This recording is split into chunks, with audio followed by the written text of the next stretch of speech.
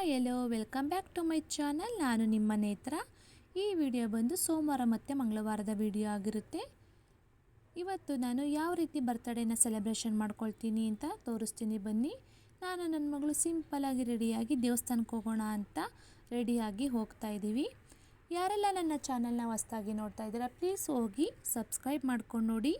ಪಕ್ಕದಲ್ಲಿರುವಂತಹ ಬೆಲ್ಲೈಕನ್ನ click ಮಾಡಿದರೆ ನಾನು ಹಾಕುವಂತಹ video notification ಮೊದಲು ಬಂದು ಸೇರುತ್ತೆ.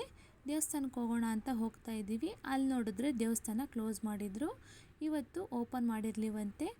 ಆದ್ದರಿಂದ ಸ್ವಲ್ಪ ಜನ ಎಲ್ಲ ವೆಯ್ಟ್ ಮಾಡಿ ವಾಪಸ್ಸು ಹೋಗ್ತಾಯಿದ್ರು. ನೋಡಿ ಎಲ್ಲ ಪೂಜೆ ಸಾಮಾನು ಹೂವು ಎಲ್ಲ ಇಕ್ಕಿದ್ದಾರೆ.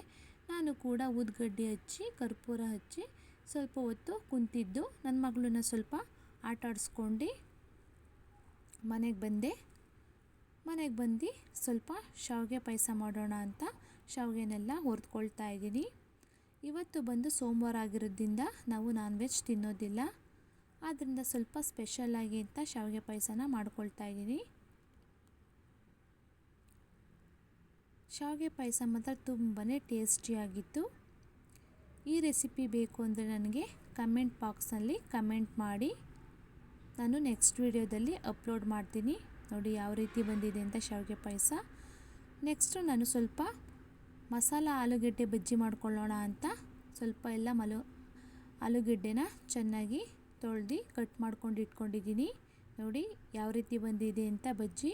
ತುಂಬಾ ಟೇಸ್ಟಿಯಾಗಿತ್ತು. ಒಂದೇ ರೀತಿ ತಿಂದು ಬೇಜಾರಾಗಿದ್ದರೆ ಈ ರೀತಿ ಮಸಾಲ ಬಜ್ಜಿನ ಮಾಡ್ಕೊಳ್ತೀನಿ, ತುಂಬಾ ಟೇಸ್ಟಿಯಾಗಿರುತ್ತೆ. ಈ ರೆಸಿಪಿ ಬೇಕು ಅಂದರೆ ನಾನು ನೆಕ್ಸ್ಟ್ ವಿಡಿಯೋದಲ್ಲಿ ಅಪ್ಲೋಡ್ ಮಾಡ್ತೀನಿ. ನೋಡಿ ಯಾವ ರೀತಿ ಬಂದಿದೆ ಅಂತ. ನೆಕ್ಸ್ಟು ನಾನು ಊಟಕ್ಕೆ ಅಂತ ಏನೇನು ಮಾಡ್ಕೊಂಡಿದ್ದೀನಿ ಅಂತ ತೋರಿಸ್ತೀನಿ ಬನ್ನಿ. ಸ್ವಲ್ಪ ರೈಸು ಮತ್ತು ಶಾವಿಗೆ ಪಾಯಸ, ನೆಕ್ಸ್ಟು ಸ್ವಲ್ಪ ಸಾಂಬಾರು ಮಾಡ್ಕೊಂಡಿದ್ದೆ. ನೋಡಿ ನನ್ನ ಬರ್ತ್ಡೇ ಕೇಕ್ ಇದೆ, ಹೇಗಿದೆ ಅಂತ ಹೇಳಿ. ನೆಕ್ಸ್ಟು ನನ್ನ ಬರ್ತ್ಡೇನ ಸೆಲೆಬ್ರೇಷನ್ ಮಾಡ್ಕೊಳ್ತಾ ಇದ್ದೀನಿ. ಯಾರೆಲ್ಲ ನನ್ನ ಬರ್ತ್ಡೇಗೆ ವಿಶ್ ಮಾಡಿದ್ದೀರಾ ಎಲ್ಲರಿಗೂ ಥ್ಯಾಂಕ್ ಯು ಸೋ ಮಚ್. ನೋಡಿ ಸಿಂಪಲ್ಲಾಗಿ ಸೆಲೆಬ್ರೇಷನ್ ಮಾಡ್ಕೊಳ್ತೀನಿ, ನಾನು ಗ್ರ್ಯಾಂಡಾಗಿ ಸೆಲೆಬ್ರೇಷನ್ ಮಾಡ್ಕೊಳ್ಳಲ್ಲ. ನೆಕ್ಸ್ಟ್ ನೋಡಿ ಎಲ್ಲರಿಗೂ ಸ್ವಲ್ಪ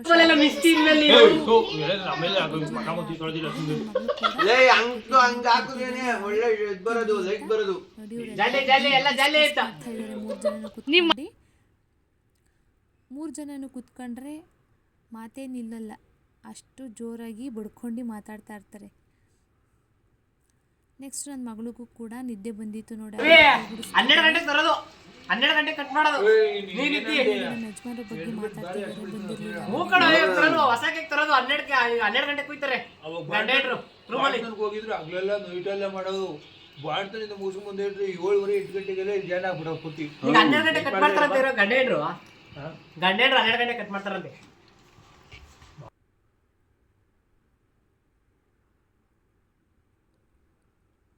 ನಮ್ಮ ಯಜಮಾನ್ರು ಬರೋದು ಲೇಟ್ ಆಗುತ್ತೆ, ನೀವೇ ಕೇಕ್ ಕಟ್ ಮಾಡ್ಕೊಂಡು ತಿನ್ನಿ, ಸ್ವಲ್ಪ 10:30 11 ಗಂಟೆ ಆಗುತ್ತೆ ಬರೋದು ಅಂತ ಅಂದರು.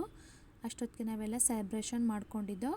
ನೆಕ್ಸ್ಟು ಇದು ನೋಡಿ ಎಲ್ಲ ಜಗಳ ಮಾಡ್ತಾವ್ರೆ, ತಮಾಷೆಗೆ ಅವ್ರವ್ರ ಕಾಲ ಅವ್ರವರೇ ಹೇಳ್ಕೊತಾವ್ರೆ. ನೋಡಿ ವಿಡಿಯೋ ಮಾಡ್ತಾಯಿದ್ದೀನಿ ಅಂತ ಫುಲ್ಲು ಸ್ಟಡಿ.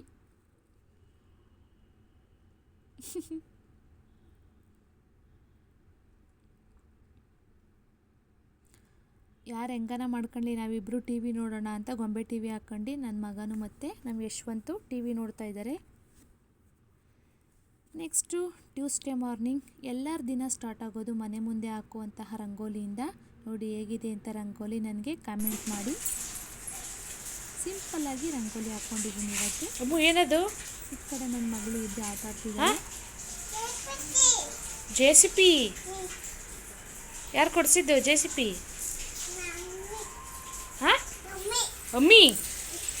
ಅಮ್ಮಿ ಕೊಡಿಸ್ತಾ? ಡ್ಯಾನ್ಸ್ ಸಖತ್ತಾಗಿ ಟೆಡಿ ಬೇರೆ ಹೇಳಿಡು, ರೈಮ್ಸ್ ಹೇಳು. ಟೆಡಿ ಬೇರೆ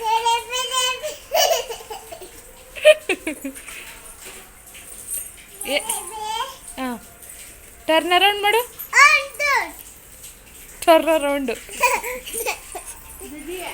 ಆಮೇಲೆ ಟೆಡಿ ಬೇರ್ ಟಚ್ ದಿ ಗ್ರೌಂಡ್ ಮಾಡು, ಪಾಲಿಶ್ ಯುವರ್ ಶೂ ಮಾಡು. ಹಾಂ ಪಾಲಿಶ್ ಪಾಲಿಚ್ಚು ಹ್ಞೂ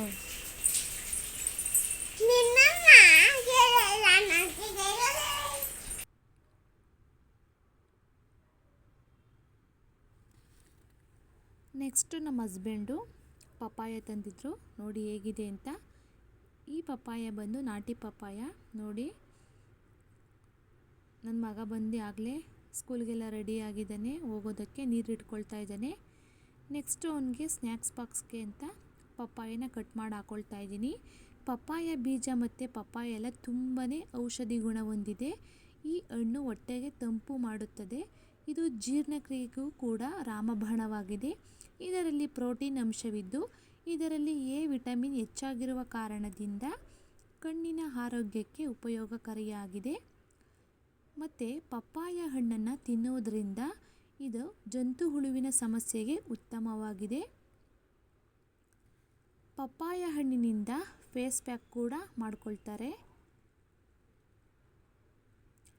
ಇದನ್ನು ಫೇಸ್ ಪ್ಯಾಕ್ ಮಾಡ್ಕೊಂಡು ತಲೆ ಕೂದಲಿಗೆ ಹಚ್ಚಿ ಮತ್ತು ಕಡಲೆ ಹಿಟ್ಟಿನಿಂದ ತೊಳೆದು ಕ್ಲೀನ್ ಮಾಡ್ಕೊಳ್ತಾರೆ. ಈ ರೀತಿ ಮಾಡಿದರೆ ಕೂದಲು ಕೂಡ ಉದುರುವುದಿಲ್ಲ ಮತ್ತು ಕೂದಲು ದಟ್ಟವಾಗಿ ಬೆಳೆಯುತ್ತದೆ. ಪಪ್ಪಾಯವನ್ನು ಫೇಸ್ ಸ್ಕ್ರಬ್ ಆಗಿ ಜೇನುತುಪ್ಪದೊಂದಿಗೆ ಉಪಯೋಗಿಸುವುದರಿಂದ ಮುಖದ ಕಾಂತಿ ಕೂಡ ತುಂಬಾ ಹೆಚ್ಚು ಮಾಡುತ್ತದೆ. ನೆಕ್ಸ್ಟು ತುಂಬಾ ಗ್ಲೋ ಕೊಡುತ್ತದೆ.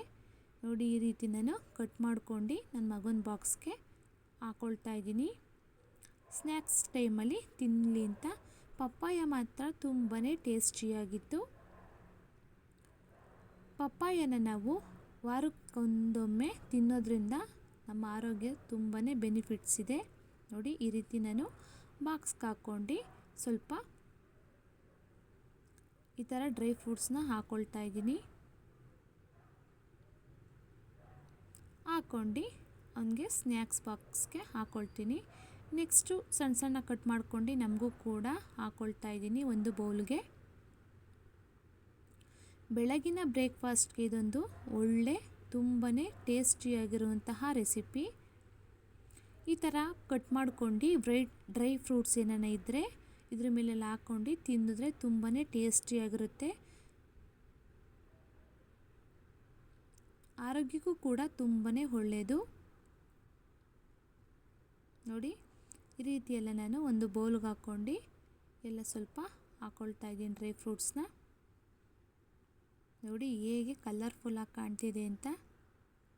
ನೋಡೋಕ್ಕೂ ಕೂಡ ಕಲರ್ಫುಲ್ಲಾಗಿ ಕಾಣುತ್ತೆ ಮತ್ತು ತಿನ್ನೋದು ಟೇಸ್ಟ್ ಮಾತ್ರ ತುಂಬಾ ಸ್ವೀಟಾಗಿತ್ತು. ನೆಕ್ಸ್ಟ್ ನಾನು ಮಾರ್ನಿಂಗಲ್ಲಿ ಏನು ಟಿಫನ್ ಮಾಡ್ಕೊಂಡಿದ್ದೀನಿ ಅಂತ ತೋರಿಸ್ತೀನಿ ಬನ್ನಿ. ಸ್ವಲ್ಪ ರೈಸು ಮತ್ತು ರಸಮ್ ಮಾಡ್ಕೊಂಡಿದ್ದೆ. ಈ ರಸಮ್ ತುಂಬಾ ಟೇಸ್ಟಿಯಾಗಿರುತ್ತೆ ಮತ್ತು ಇದು ಕಡಿಮೆ ಇಂಗ್ರೀಡಿಯೆಂಟ್ಸ್ ಬಳಸ್ಕೊಂಡು ಮಾಡ್ಕೊಂಡಿರುವಂತಹ ರಸಮ್. ಇದರ ರೆಸಿಪಿ ಬೇಕು ಅಂದರೆ ನನಗೆ ಕಮೆಂಟ್ ಬಾಕ್ಸಲ್ಲಿ ಕಮೆಂಟ್ ಮಾಡಿ. ನೆಕ್ಸ್ಟು ನಮ್ಮ ಹಸ್ಬೆಂಡಿಗೆ ಅಂತ